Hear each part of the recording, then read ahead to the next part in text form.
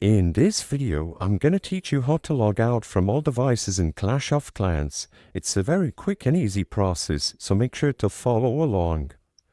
If you go to the Clash of Clans app on your phone or even the website, and you try to find a button to log out of all devices, you will notice that it's missing because this feature is not included in Clash of Clans as of today.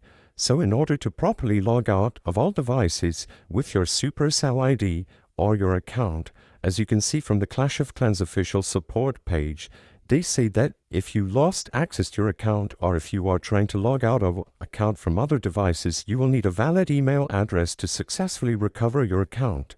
So either log into your account on one device that you have access to or log into a secondary account or a new one.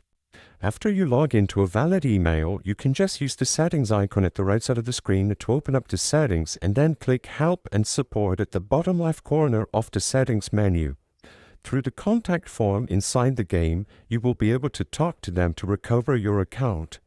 If you haven't lost your account, just include in the message that you want to have your account unlinked from all existing devices because you suspect someone might have hacked you or have access to your account.